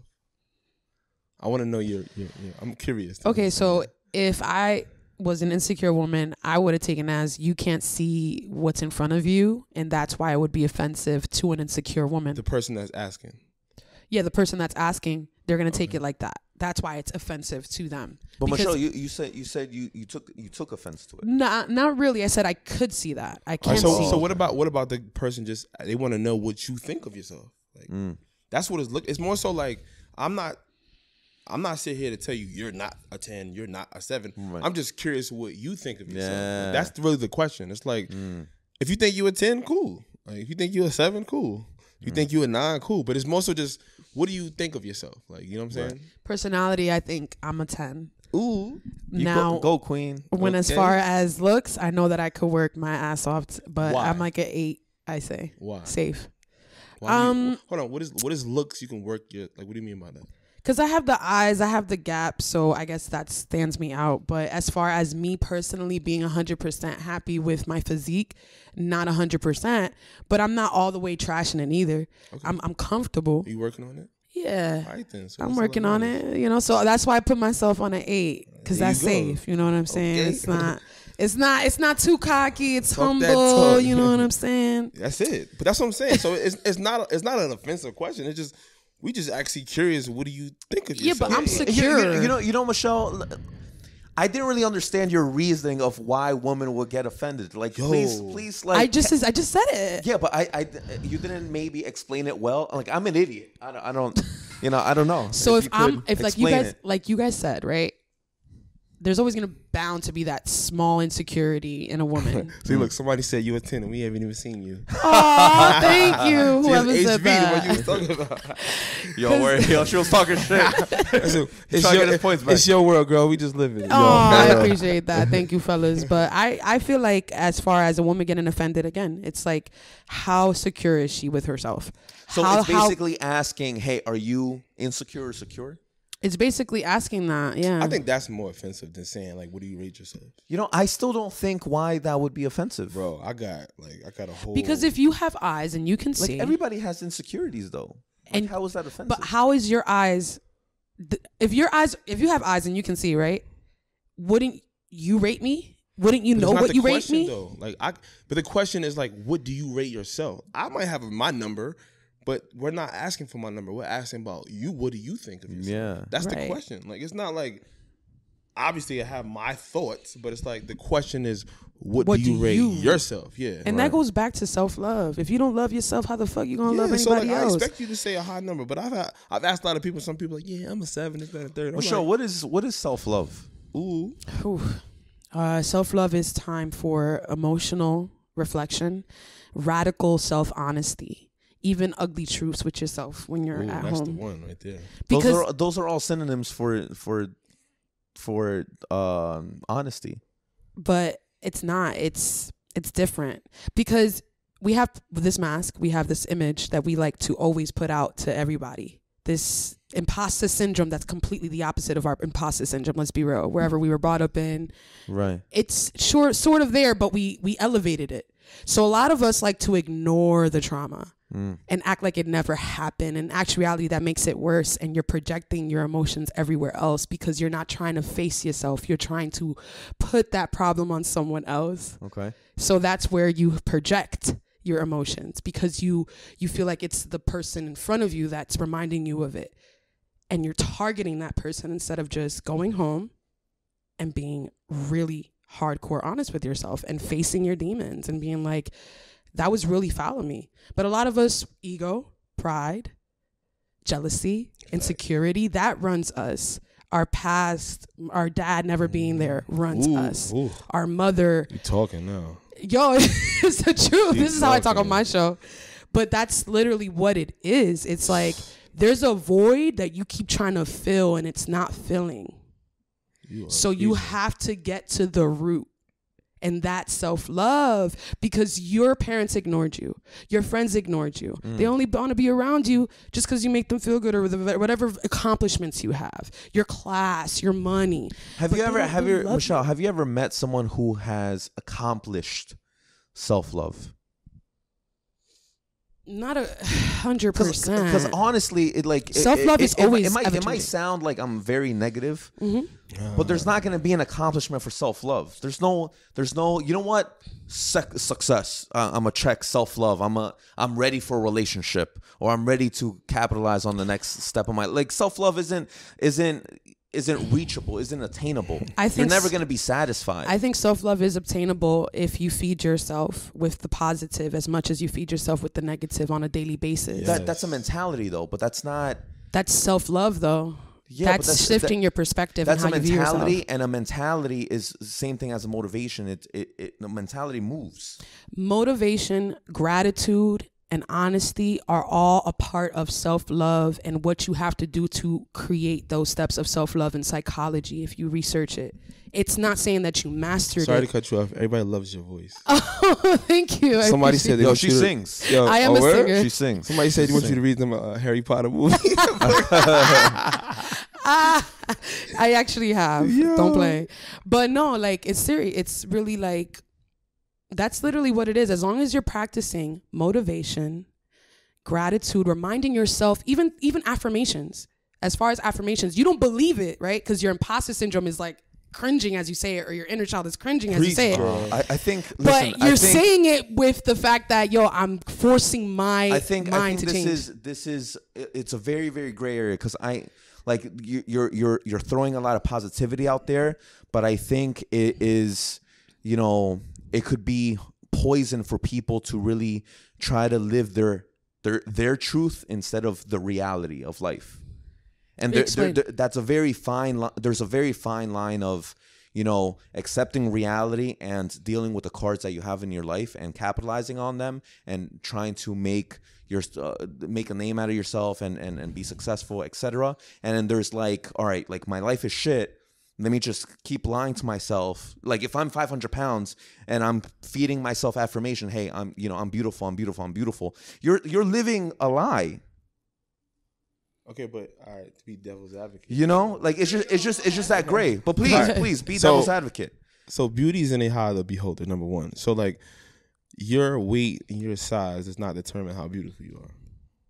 But on the flip side of that, at the end of the day, if you're not comfortable where you are you doing something to change that though?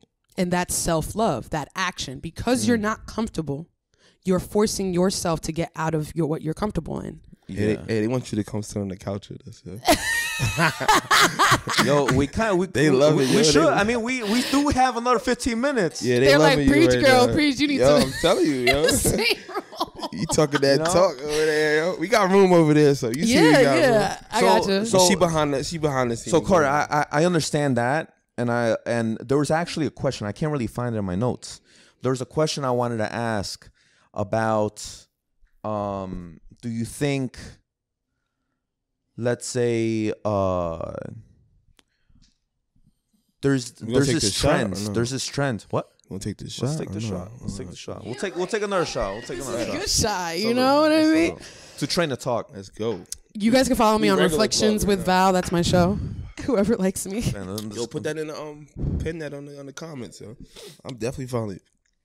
All right. So there's this question that I like to ask my female trainers because I've had female trainers on here and I want to hear their perspective. But you touched upon something that's very controversial that I really want to pick your mind on. So overweight female models that have been on like Sports Illustrated, plus size, and all that stuff. Yeah, that sounds better. There's a lot of It is what it is, though. I feel you. It is what it is. It's a sensitive topic nowadays. But it is. But it is what it is. Now, do you think that's a good thing or a bad thing? Putting someone like that on a pedestal where they're arguably promoting obesity, diabetes, high cholesterol, etc. And just to be, devil's advocate out there, men and women support that. Men and women do not support that. They have negative things to say. I just want to hear your educated perspective as a trainer. That's a good question. So I'm a good host, bro. The question is this: like you see that right there is an affirmation. I think it's all about. No, I'm good though. I think it's all about self-love. You were asking what self-love is. You have it all over you. I think it's about positivity because at the end of the day, like, everybody can't be that 5% person, like, who have 5% body fat and just looks like these Victoria's Secret models. Like, but there are some beautiful people in this world and they are super confident and they love themselves. And I feel like that's more important because you could, like, let's just go off topic. Let's talk about BBLs, right? You can get a BBL, you can get a transformation, you can do all that stuff. That don't mean you're gonna be happy though. Like if you don't have that self-love, that self-confidence. So those plus size women, they got self-confidence and self-love. So to me, that's super attractive. Like that's like, yeah, like I love that. Like, you know what I'm saying? Now on the flip side, I understand it is like contradicting to like what we talk about as health professionals. Right. It is contradicting. But it's like, are they working too? Like, are they working towards their, like, changing their body, or are they just saying, fuck it, this is my body, like, whatever this, that it is? Because I'm pretty sure these plus size models, they do a little exercise in this, down the third. And it's like, everybody ain't going to have that body. Like, everybody's going to have their best body. And so, if it's the confident and the sell, and it makes those group of people in this world who just can't get down to that 5% or 10% body fat. But is it they can or they won't? Or they lack the discipline to do it. Because anyone could do it. You as a trainer should know. That's true. Know more than anyone, man. Everyone could do it. Everyone could do it. But, is whether you have the discipline or not. And if you don't have the discipline, I do believe that you don't see a guy like, Jack Black, in Sports Illustrated promoting health and fitness. Yeah, that's true. They don't do You know that what I'm for men. saying? Yeah, that is true. And let's say, for argument's sake, if Jack Black is there, yo, he's gonna be the fucking next meme or GIF of 2023. Yeah. You know what I'm saying? And again, I'm just trying to. It's just different for women, bro. I'm just Like, trying to have a conversation. It's more of a sensitivity for women, and like, for example, like, you know, you just don't talk about women's weight. Like, you know what I'm saying? Like, so it's like, it's just a little different for women. I agree with you, but it's a little different. That's just something that you don't do. You don't ask somebody how much they weigh. You don't ask a female how much they weigh, do you? I do that as a trainer. Well, I'm talking about outside of that. Like, like for example, right? You want to meet a girl. Let's play devil's advocate, because you want to meet a girl, right? You don't be like, oh, I can't talk to you because you this how much pounds, you 200 pounds, you just done it 30. We as men know, we just don't talk about women's weight. right. We're brought up as, you know, with manners. But if you're a personal trainer, Oh, when it comes to that, that's different. no, like outside of the personal trainer image, right? And they know you're a personal trainer. I haven't hired you as a personal trainer, but I know you're a personal trainer. I've seen you around. I've seen your Instagrams. And you were to come up to me and ask me how much I weigh, I wouldn't be offended because I know you guys are personal trainers. That would be. Would you do that? I would think that's more offensive than Hell yeah. asking for your rating yourself. Nah, that's crazy. That's more offensive. Yo, going to ask the girl weight is That's crazy. wild. Like I'm pretty good trainer. I could guess your weight. Right, that's what I'm saying. But like, there's no way. Yeah, you're like, about Like you're just gonna 170. come up. Nah, that's crazy. I don't think you've ever came up to me to ask me for my weight. But You I know haven't- what I mean? But if you were to, I wouldn't be offended. I'd be like, oh, All right, wait, so look, 150. so boom. See how we as men respect the fact of not talking about women's weight, right? Like Yeah. to a certain degree, Right. outside of training. Yeah, of course. Why is it that women? Yeah, I got a question for you. Why is it that women have no problem talking about a guy's height? Ooh, that's facts. That is a fact, though. because we can't change that. Oh, talk And you could change weight for a woman. But you just can't change height. like to me. And you can't change dick It's size. shallow. That should be an unspoken thing. But the thing is us guys, we adapt. We're very perspicacious. It's my vocabulary That's his word. favorite word. You know, like we adapt to environment. Like, you know, we go through obstacles and hardships. We deal with like the words, and it's like it is what it is. We just have to get over it. You know what I'm saying? I feel like a masculine woman would have an issue with that, but a feminine woman, because she's more on the feminine energy, she would be acceptant to your height regardless of, because she understands that the love is real. nah. I agree, but this is my thing. I feel like it's without a hesitation. Nah, you too short. Nah, you too this. Like, imagine we can't. You too You're fat. automatically Nah, disqualified you too with fat. height. Like, that's shallow. Yeah, that is Like, shallow. that's super shallow. That Like, you is. can't control his height. Like, you know what I'm saying? Like, You and know then, what's crazy? I'm not even that shallow, so you're asking the wrong I woman. could tell. I could No, tell. but you I'm have a very to, devil's But Michelle, advocate you gotta person. be like, you know You gotta know some step yourself friends. out of your shoes, Right. and you gotta be general. I'm You're sure a you got podcaster, friends. so you Yeah, can, yeah. you can comment on the generalities. If he ain't over 6 foot, this, that, and the third, right? Yeah. Like, but my thing is this: if you ain't over 5'5", 5'6", what you need a 6 foot guy for? You 5'1". I think it's a matter of control and dominance. If they struggle with control and dominance in their daily life as women, which most of us do because we get shut down, we don't get put to a value as you men do in a room. To be honest, I'm in a predominantly male dominant field, and I can tell everywhere I walk in, it's like, oh, so it's a constant need of approving and assuring that. So I think it comes from that kind of energy. Okay. When it comes down to these women, it's just heightened to a different level. The source of where they started from. You're changing the goalpost, though. You're changing the topic. I mean, talking I about height. Yeah, I'm talking about height. I'm Yeah, still but talking about height. You're talking about women getting into like a male-dominated job that's completely different. No, I'm trying to tell you what would make a woman feel like she can say that to you and be shallow, because women can a lot of people. Women can say anything though. Right. It's comfortable. Like, it's acceptable. Mm-hmm.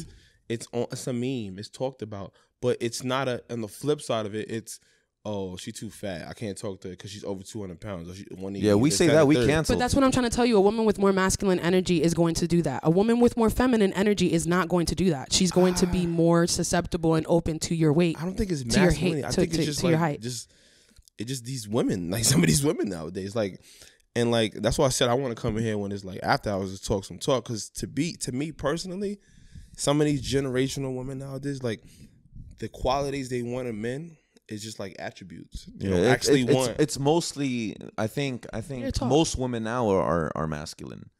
Yeah, they want just attributes. Like, but that's what I'm trying to tell you. It goes back to my point. A masculine woman will not accept and be shallow.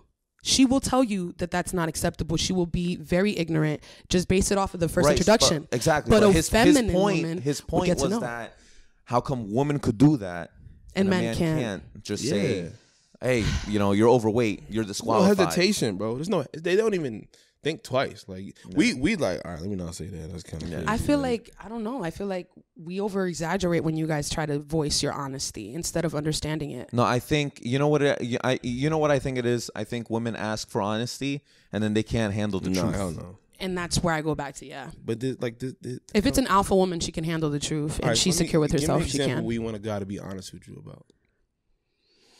I would want him to be honest about how satisfied he is in my relationship with him or things of that nature. I would want him to be honest about what I could improve on, or what is fine, right? All right, so if he gave you his honesty, you wouldn't take it no way.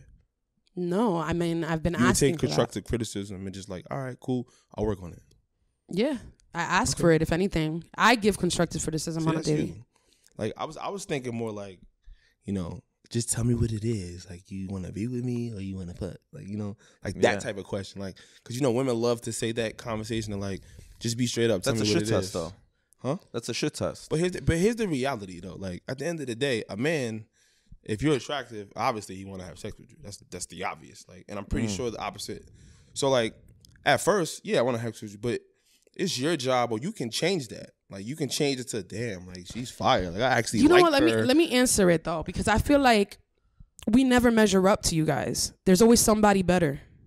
According to who? According to us, in our mind. Oh, that's a good topic, Carter. I think we're gonna crash heads here. I think you're completely right.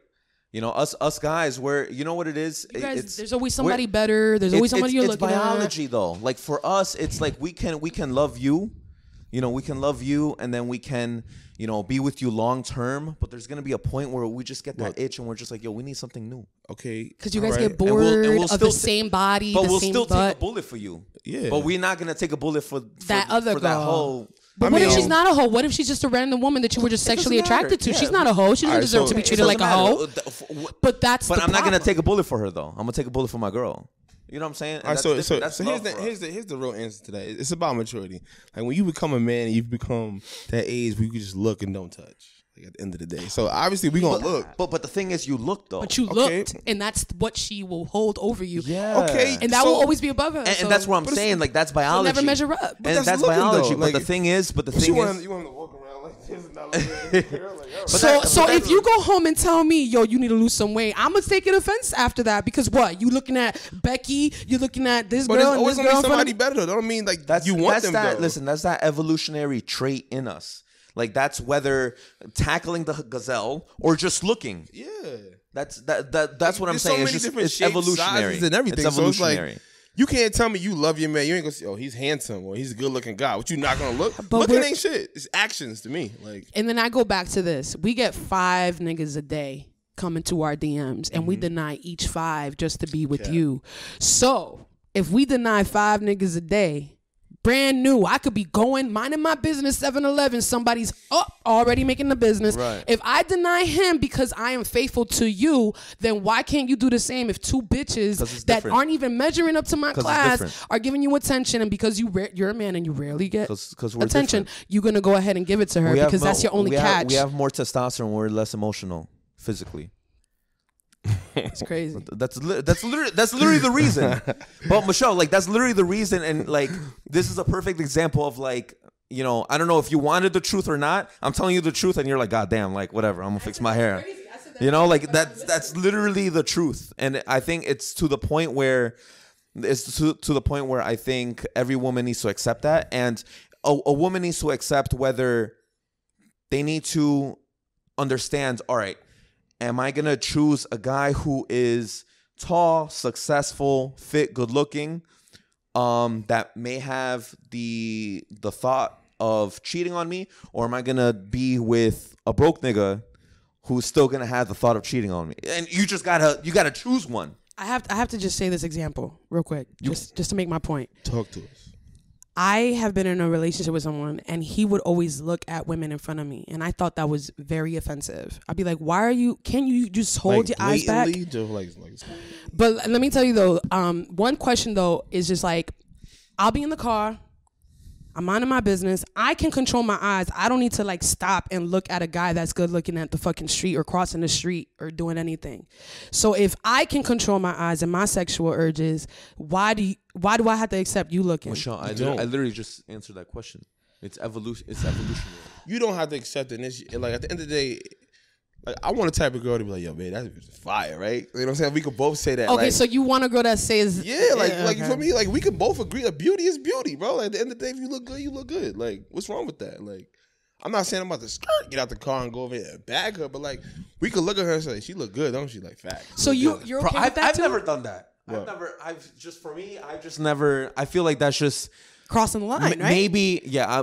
For me, it's crossing a line, but maybe I just never found a girl that would be like, "Yo, girl, yo, babe, did you see that ass?" Isn't that weird too to say to her? Weird. I don't, babe, check her ass out. I don't even want to like. Nah, I ain't say all that, but like, what am I gonna say? I'm be like, "Yo, that ass is fatter than yours." Matter of fact, let me park the car. That's like, if you want me to be honest, I'll be honest and be like, "Yo, she a 10 and you a 9." There are some. That's women, what I'm saying, and that's where we come. But it's not technically. There are some women in this world that could appreciate see beauty, bro. Like appreciate she look good. beauty, and don't take it as if like you want her. It's almost like beauty is beauty, bro. There are some beautiful women as well. Like for example, can you agree that this girl's gorgeous, that girl's gorgeous? I can agree that Doja Cat is hot as fuck. Okay, that doesn't mean Jessica that like Alba. But beauty is beauty, bro. Like and no home. Well, I'm comfortable with my sexuality. If a guy's he's a good looking guy. Like you know what I'm saying, nice looking guy. They don't mean like you know what I'm saying, like. I love how this guy was like, yo, let's book together, baby girl. Yeah, like that ass though. Like I've had that.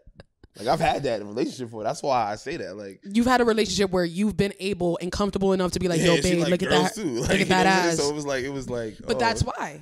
Yeah. So maybe that's what you're looking for. A woman that likes women. No. But if the girl I'm dating, I don't. No, but if the girl's not comfortable with that, I ain't gonna say that though. Like, and you're not gonna look and make her uncomfortable neither, right? No, I ain't gonna stare. No. So that's my point. I didn't feel comfortable with the staring. It's between staring and looking. No. But your question was, if I can control myself, why can't you? And my answer is, it's evolutionary. We can't. It's automatic. So let me ask you a question. Right, you're sitting in the car at the light. Somebody walk by. Some handsome ass guy gonna look. You just not gonna look. I think they have more. If I'm with my man, then yes, I cannot look. I'm blind. He's walking across the day. I think that's even more unfaithful, doing it without your man than doing it with your man.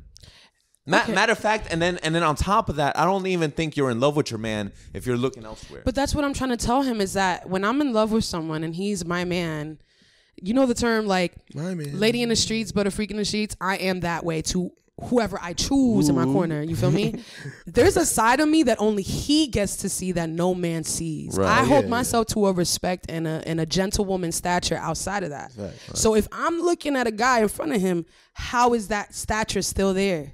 That's going to taint me. He's walking past. It's just looks. That's going to taint me in how my man respects me, first of all. And that's going to start up some second questions. I don't care about that shit. Look at that nigga. That's cool. You don't care about that? No. Okay, so then you know be the where first I'm at, one. though. You know what's up. You know what's up. Like, you can look, whatever. Just like, whatever. Like, Brian, would you be okay with me checking out somebody if I was here? I wouldn't. I'm not saying staring, drooling. I'm just saying, like, he walking past and you look. I would have been like, woman, keep your head at 12 o'clock. Look down. That ain't me, bro. That is not me. Yeah. I'm just being. I'm not. Yeah, that's not who I am, bro. I'm secure in mine. At the end of the day, I feel like women are loyal, so they just look, but they ain't really into that. So it's like, yeah, exactly. Unless the situation ain't right. It's not so sure with y'all men. You know, you're right. You guys could find somebody that looks better, that has a better body, that has whatever, and that's in our head. Though. So that alone just puts fear in us. No, I disagree with that. I think it's easier for a woman to get any guy than a guy to get a girl. Yeah, 100%. That's what a lot of men say. Easy? It's true. But it's hard to weed out the options, honestly. Weed out to what? know which ones are just fuckboys and just want to get in your pants. They all want to get in your pants. Yeah, though. women need to realize that a guy wants to have sex with you. He wants to. Period. So now you need to figure out, is he just want to have sex with me, or he actually sees a potential with me? But it's really your job to make us change our perspective of that. Facts. So after you give it up, you got to show wifey qualities. It's not. Hold on. It's not. I even don't think wifey. I think it's value. No. It's not even get up. For example, right? We meet a girl. Qualities. Damn, bro, she bad shit. Like, and our mind like, yes, we want to fuck. So at that point, it's like, all right, she's cool. I could just talk to her every day. This, that, and the third. Like, we can hang out. She makes me laugh. She supports me. This, that, and the third. So now that just want to fuck me, like, damn, that's potential right there. Versus she just corny as hell. She have no conversation skills. She can't even talk. This, that, and the third. It's like, I just want to fuck. So it's like you can change the perspective of becoming the girlfriend or just the fuck buddy. Like, yeah, like you change that, not us. But to think a guy don't want to fuck you, you're out of your mind. Like, you know what I'm saying? We wouldn't talk to you if we want to fuck you. Yeah, like, it's just the reality of it. It's just a matter of y'all gotta understand that. Like, obviously, and that's a matter of a woman knowing her own value. Like, would you want to talk to a guy you don't want to fuck? Would you be? She would. Yeah, any girl would. You don't because there's benefits. There's benefits to hanging out with a guy if you're a girl. All right, so maybe. Like, I'm learning from you guys right now. Like, before you came, I literally good. So a perfect example is if a woman has a lot of guy friends. By the way, that's a red flag. If she has a lot of guy friends, and if she goes out with a lot of guy friends and they go out for a bar, dinner, and she doesn't even pick up the bill, that's a benefit the woman gets. Because us guys, we're gentlemen and we're going to pay for the girl. Period. That's the end of the story. However, there's no benefit if it was the other way around. Like if a guy just has a bunch of girlfriends, it's a bunch of liability. But you have a lot of girls as friends, right? Acquaintances. They're not friends. We don't keep in touch every day. I'm not like, hey, have a good day. Yeah, you're not hanging out with them. Yeah, I'm not hanging out with them, or I don't mean they're that's just a friend, acquaintances. though. I've been in relationships where I allowed clients. my man to hang out with opposite sex friends, and he's been in the same talking about sex relationship. In a relationship, and they have guy friends. I have guy friends. They have girlfriends. girlfriends. I've allowed him to go to the bar with that girlfriend that he's known before me. They work together. They would meet up in the meetings. Trust.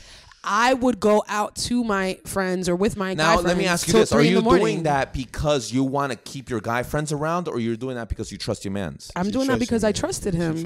It's Eddie. You have to trust him. Eddie and I did that. See, but like we would stay out till 3 a.m. I can't ask the question. I can't ask the question that I would normally ask.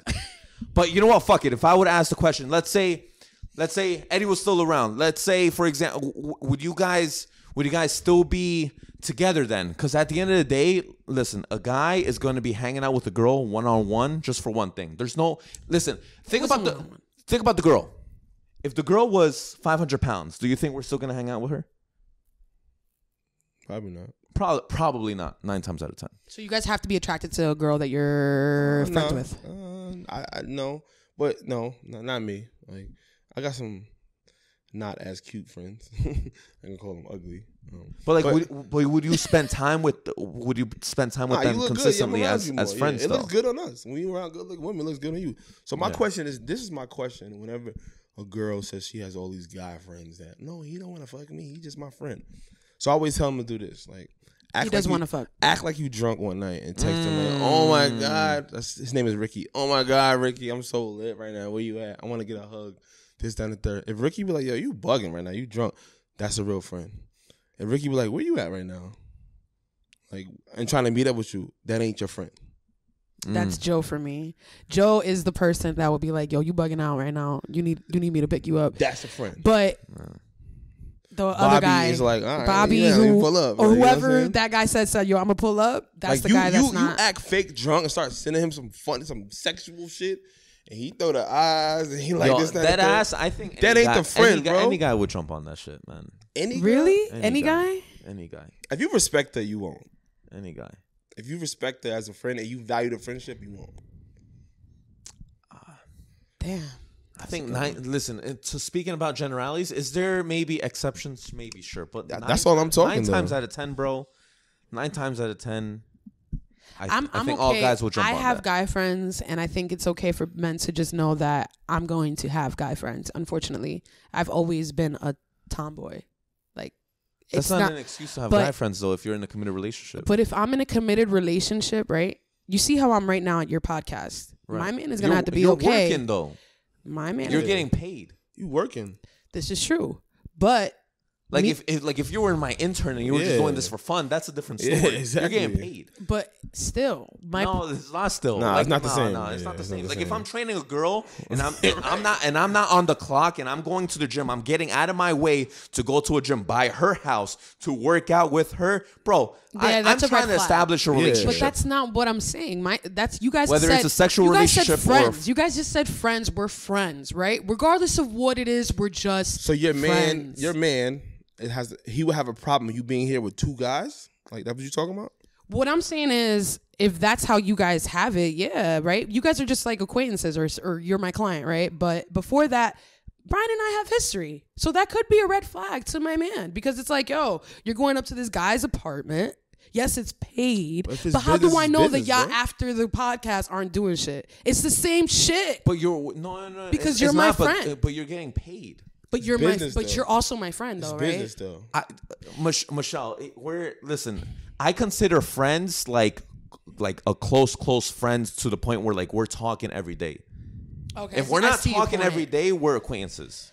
See, I view friends as I don't have to talk to you every day. I keep my You see circle. my I got some point? friends like that. I Yeah, keep got my it, I got it. circle I don't have to extremely talk to you every day. close. I could literally talk to you once every 3 weeks. Now, That's just how I work. Now, the only exception is that if that guy is if it's a same gender person, if it's a girl and I just check in, oh hey, how you doing? Da-da-da, let's catch up, let's hang out.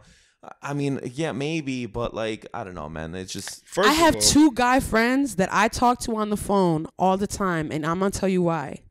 I saved them and helped them out of a certain situation. They've literally verbatim said that to me. That's why we're still friends. I'm not gonna let them go for a temporary person that just came into my life and that I'm getting to know recently. all right. Temporary. Having that mentality will not help you keep a relationship. Okay. Thank you for your opinion. All right, so- but you come in here and it's like a client hiring me and it's like, listen, I'm trying to lose weight temporarily. All right, so so if your man feels it's some not type of way long-term. about you being here, he's insecure or he don't trust you. It's one of those two. I think he's definitely insecure. Yeah, right. Like if you ain't doing the podcast where you working with us, history or not, like if he respects you or not respect, if he trusts you, then we good. No, Like, you know I what would I'm also saying? say I would also put in the respect because if I'm respecting myself and you know I respect myself, then you should just respect the fact that I'm here, Nah, right? like I do agree though. I have a question for y'all, right? So like let's say you have a girl today, right? And she introduced you to all of these little male friends that she has, right? So if she meets somebody new after today, I think that's a problem. If it's not business related, it's a problem. If she meets someone new, Like, are you go out to a bar? Oh, I just met. No, yeah, fucking Ray Ray. that's Like, nah, facts. like, That's there's no unacceptable. new friends after you tell me we in a relationship. And you tell me who the old friends are. That's unacceptable. There's no new friends. That's Like, unacceptable. I see your point. And then Unless honestly, it's business, and then bro. honestly, I wouldn't wife up a girl who has guy friends. Again, I want to know what your point is in that because I'm a person who has guy friends, and I just told you I don't be on the phone with them every day, and they're still my friends. I just was on the phone with him like 2 days ago, and I haven't heard from him in 2 months. So then he's an acquaintance, and he's not an acquaintance. He's a friend because I've known him since he was 21, and I'm basically his older sister. I helped him bag multiple girls. All right, but that's so it's like right. So all right. So Michelle, if we were dating, you have a lot of guy friends, okay, and your guy friends, you're calling once every 3 months or once every 6 months. I don't give a shit. It's a phone call. Okay, it's a phone call. You guys are not hanging out. You guys are not going out to dinner or beers or get together. It's a fucking phone call. Phone call before you get in a relationship. And if the guy is suicidal and you're helping him out to get out of, like, it is what it is. And then if I had the issue of and I would tell you, I would be like, if you had the issue, right? If I had the issue, I'd be like, Michelle, maybe since you are not a professional, maybe they need professional help because they're reaching out to my girlfriend who I'm not even phone comfortable with calls is crazy. This situation. Yeah, no phone calls, especially after 9. Especially after what? After 9, no free nights and weekends. We're not After talking. 9? Yeah, after 9, we're not talking. See, but that's No not free what minutes. happens. Nah, That's yeah, not, that's not what it's happens. boundaries though. Like as the male friend, You just have to set boundaries in Yeah, general, but and you have to trust I that think the the guy boundaries are just needs set. to set boundaries. Yeah, bro. My boundary is no guy friends. Bro, Period. if- You could have acquaintances. so You here's- could say hi to another guy, but still introduce me. Say hi, shake hands, eye contact, boom, high So five. we all right, okay, cool. We that's it. friends, right? And you got a boyfriend now. Then I'm gonna respect that, and I ain't gonna be doing what I was doing before you had a boyfriend. So I'm not calling you at 9 o'clock at night. We're not doing that in the third. That's facts. I'm gonna have respect. Like, yo, if he was a talk? true friend, he would respect the relationship. Facts. That's facts. What I'm saying. That's facts. Like, yo, you cool to talk right now? That's facts. All right, cool. But if he's like, calling you at 11 p.m., hey girl, it's been a long time. What's up? What's going on? Fuck out of here. That's crazy. That's what I'm saying. you could be with your man right now. I've been in a relationship where we were Respect. so secure. We were living with each other. We were very secure that was okay. That was acceptable. I didn't care, and he didn't care. Nah. And we were not in an open relationship. We just understood. I would be out doing that. I would be working till 3 a.m. All right, so I'm gonna tell you this. You have to. I've been in relationships like that where I didn't care, but it's because I knew that I was not gonna be with this girl long term. All right, that's fair. That's fair. I've never been in a relationship where, And it would just be a temporary, like, all right, she's part of the rotation. That's it. I never been in a relationship where she had male friends and she was just like the same way she was before the relationship. Like when she got into the relationship, the male friendship just calmed down. Like it simmered down a lot. Yeah, but that's what I'm basically saying too. But what I'm trying to tell you is I work with predominantly men, so I'm always gonna be around men. But you're working though, Michelle. Like, would you do this for free? I would not do this 2 outside. times a week. I would not do this free? outside. You have other shit to do. You might as you rather have a coffee, scratch your ass, watch TV, chill out. Yeah, honestly, I'm a homebody. Yeah. Even though we're besties, you would not do that for me. I would not do that with my best friend unless I know for a facto he does not get it confused and it's literally just us being friends. Literally you and your other side and me and my other side. Right, but my point is that you wouldn't do this for free. Like you're working right now, so that's why we're hanging out. Like we've known each other for years. See, like but you said, don't. We have history. Okay, so this is where it goes back to being humble. I would actually do stuff like this for free. You just said no. I would. But you just said no. I don't know if you're trying to pick or nitpick, but I'm trying to tell you right now, I'm being 100% honest with you. I'm not even. So you would do this for free 2 times a week? I have done this for free recently. So yes, I would do this for free. And yes, my man does still question why I'm doing it. Oh, you do got a man? I don't. It's complicated. Oh, okay. No, It's I see what you do, you don't. It's a situationship. You do, you don't. Don't. Basically, they don't have the title, but I guess they. Oh, then, so you single then? You still single? Right. I'm still technically single. Right. Oh, okay. His feelings are. So, and with right that being said, he has his don't even matter. What he says don't even fucking matter. Like, but that's what I'm saying. Like before that, don't worry, bro. She's getting paid. I'm paying. Right now I'm getting paid. I don't but know. She seems genuine. She seemed like she was. Listen, Michelle's very genuine. But like when I'm listen, she could be the exception of the bunch. But with her mentality, she has. A lot of women have her mentality, and a lot of women, just speaking facts, you know, they're not going to be as genuine as she is. You know what I'm saying? That's a fact. I'm sorry that they're not. That's crazy to me. Genuine, but you know that's the world us guys live in. We just adapt to an environment. I've gotten that before. I've gotten that I'm too honest for my own good. You know, we adapt. You know what I mean? But that's good to know that you will do this for free. I'm gonna note that. I'm gonna save some money. All right. So Carter, it's been a pleasure. Michelle, pleasure to you too. Yes. Cheers. From bro, afar. success. Thank you, brother. That's what I wish for you. All right. You too, brother. I'll see you again. Yeah, that's a cap, guys. I gave you guys some spicy shit at the end. There you go.